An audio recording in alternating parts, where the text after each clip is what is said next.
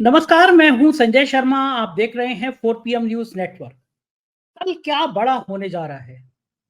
5 अगस्त को इस देश में ऐसा क्या होने जा रहा है जिसकी दिल्ली से लेकर और जम्मू-कश्मीर तक और कन्याकुमारी से लेकर और फिर पूरे देश में अलग-अलग जगह पे अलग-अलग तरह की चर्चा हो रही है।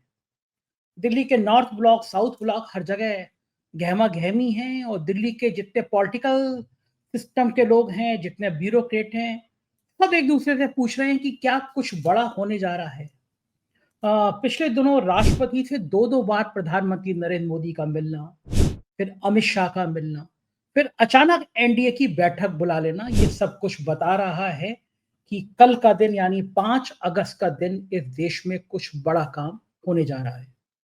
क्या बड़ा काम होने जा रहा है और क्या-क्या संभावनाएँ इसकी बहुत ज़्यादा चर्चा हो रही है। और 5 अगस्त का दिन इसलिए भी महत्वपूर्ण है कि आपको याद होगा कि राम जन्मभूमि का जो पूजन वाले डेट थी वो 5 अगस्त को रखी गई थी। धारा 370 का हटाने का फैसला रखा गया था कि 5 अगस्त को। तो ये 5 अगस्त का बड़ा प्रतीकात्मक दिन है कि अ, लगातार इस दिन पे कुछ ना कुछ बड़ा आयोजन प्रधानमंत्री करते रहे हैं। लेकिन अचानक जब वो 2-2 बार राष्ट्रपति से मिलने गए और अमित शाह उसके बाद मिलने गए, एनडीए की बैठक बुलाई तो लगा कि कोई एक बड़ा फैसला हो रहा है। एनडीए के कुछ सांसदों से मेरी बात हुई तो उनको भी अभी तक कोई भनक नहीं है। कुछ कह रहे थे कि उपराष्ट्रपति के नाम को लेके चर्चा है, लेकिन मेरे सूत्र बता रहे हैं कि कल एक बड़ा फैसला ये हो सकता है कि कल शायद जम्मू को एक पूर्ण राज्य का दर्जा मिल जाए।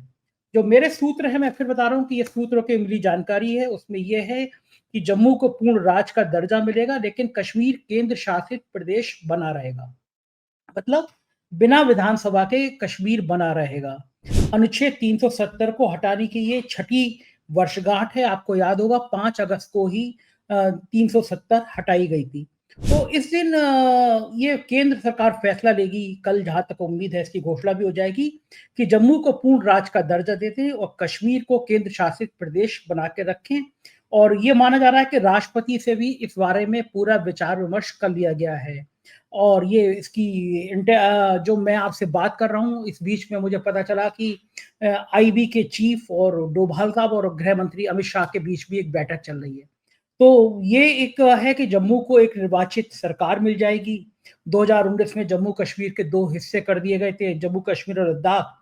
तो जो शक्तियाँ विधायी शक्तियाँ छीन ली गई थी, वो जम्मू को वापस मिल सकती हैं, लेकिन कश्मीर केंद्र शासित प्रदेश बना रहेगा। बिना विधानसभा के बना रहेगा यानी सेंट्रल गवर्नमेंट का दखल वहाँ पे बना रहेगा और ये राष्ट्रपति को शायद इस बारे में जानकारी दे दी गई है। लेकिन इसके अलावा भी कुछ बड़ा फैसला हो सकता है। वो फैसला क्या होगा इस पर सबकी निगाह लगी हुई है। दरअसल प्रधानमंत्री नरेंद्र मोदी इस तरह के फैसले से सबको चौंकाते रहते हैं। और भारतीय जनता पार्टी के शीर्ष सूत्रों का कहना है कि ये बात कि कल क्या फैसला होने जा रहा है, ये बात सिर्फ प्रधानमंत्री नरेंद्र मोदी, गृह मंत्री अमित शाह को पता है और ये बात संघ को भी बताई गई है। संघ को भी विश्वास में लिया गया है। संघ प्रमुख मोहन भागवत को सूचना दी गई है कि एक बड़ा फैसला हो सकता है। इस बीच में आपको याद होगा कि जब अमेरिका ने लगातार 30-35 बार कह दिया कि हमने युद्ध रुकवाया, ट्रंप ने कहा हमने युद्ध रुकवाया, तो एक बयान आया था कि हम भारत के लोगों को ये चाहिए कि हम अपनी आत्म जो खुद की बनाई हुई चीज़ें हैं, हम उनको बढ़ावा दें। भारत की बनाई हुई चीज़ों को बढ़ावा दें, हम विदेश के आश्रित ना रहें, स्वदेशी अपनाएँ, इस तरह का बयान आया था।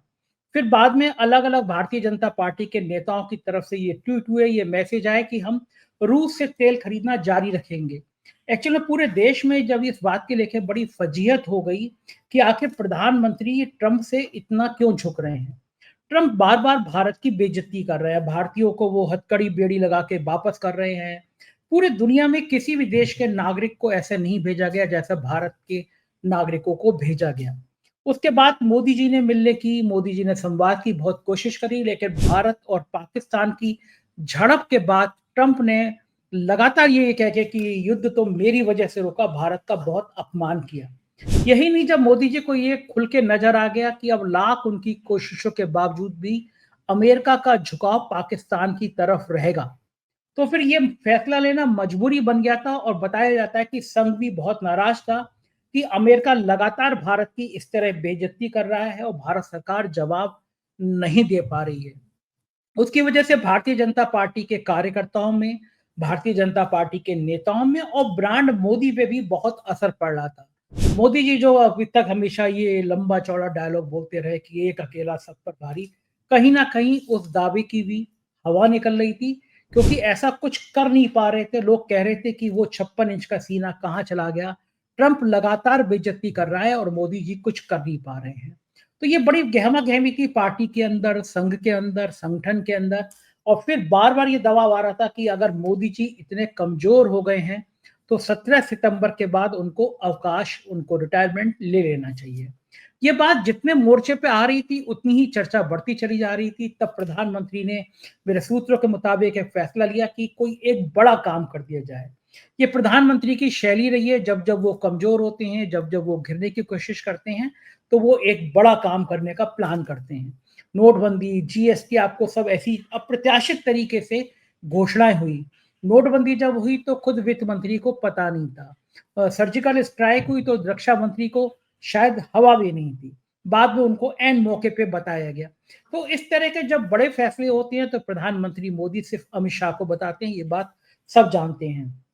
लेकिन राष्ट्रपति के साथ 2-2 मीटिंग में अलग-अलग कयासबाजी का दौर शुरू हो गया। उपराष्ट्रपति को चुनने में भी नायडू और नीतीश कुमार ने अपने-अपने पेच फँसा दिए हैं। पहली बार जब धनखड़ चुने गए थे तो भारतीय जनता पार्टी प्रचंड माहौल में थी तो किसी से कोई पूछा नहीं था, लेकिन अब ऐसा नहीं है। नायडू और नीतीश के अपनी-अपनी महत्वाकांक्षाएँ बढ़ती चली जा रही हैं। वो जानते हैं कि सरकार अब उनके बिना चलेगी नहीं, तो कहीं न कहीं कुछ पेच फँसाया जाए जिससे सरकार की घेराबंदी की जाए। मोदी जी जानते हैं कि बिहार चुनाव से पहले अब एक और धमाका करना ज़रूरी है, क्योंकि वोटर लिस्ट के सवाल पर बिहार के जनमानस में ये संदेश चला गया कि शायद बिहार भारतीय जनता पार्टी हार रही है, इसीलिए वो इस तरह के हथकंडे अपना रही है, वोटर लिस्ट से 65-65 लाख नाम काट दिए जा रहे हैं और ये सब बीजेपी के इशारे पे चुनाव आयोग कर रहा है। ये बात सामान्य जन तक उसके दिमाग में बैठ गई और जब सर्वे भी आए तो लोगों ने कहा जो भाजपा समर्थित सर्वे माने जाते हैं उसमें भी कहीं न कहीं ये बात सामने आई कि लोग बहुत नाराज़ हैं इस बात से कि अचानक वोटर लिस्टों का पुनर्निरीक्षण का काम शुरू कर दिया गया। तो ये सारी बातें हैं जो भारतीय जनता पार्टी के अंदर बहुत परेशानी, बहुत बेचैनी पैदा कर रही हैं और ज़ाहिर है कि अब अगर ये बेचैनी 2 महीने और बढ़ती रही, 2 महीने तो बचे भी नहीं है, डेढ़ महीना कहूँगा क्योंकि 17 सितंबर को प्रधानमंत्री जी 75 साल के हो जाएँगे और तब एक बहुत बड़ा दबाव बनेगा। तो इसके अलावा प्रधानमंत्री के पास कोई चारा नहीं है कि कोई एक बड़ा ऐलान करें, कोई एक बड़ी घटना बताएँ, कोई एक कार्रवाई करें जिससे देश में एक मैसेज जाए कि नहीं अभी भी ये काम सिर्फ़ मोदी कर सकते हैं। अब बड़ी बात ये है कि अगर वो कोई फैसला लेते हैं तो एनडीए के सहयोगी दल नायडू और नीतीश क्या पहले की तरह उनकी हाँ में हाँ मिलाते रहेंगे या कुछ अलग राय देंगे? इस समय नीतीश और नायडू को साथ लेकर चलना भी बहुत मजबूरी हो गया है। जब-जब कोई मामला आता है तो नायडू एक चिट्ठी जारी कर देते हैं प्रेस में, फिर दबाव बनता है, फिर दिल्ली आके डील करते हैं और मामला थम जाता है। तो कल का दिन ज़रा दिल थाम के रहिए, सुबह 10 बजे से हम आपको बताते रहेंगे कि आखिर घटना हो क्या रही है। पल-पल की खबर आपको 4 पीएम पे मिलती रहेगी। चैनल को जॉइन कर लीजिए, सब्सक्राइब करिए। मिलते हैं कल एक बड़ी खबर के साथ। शुक्रिया, थैंक यू।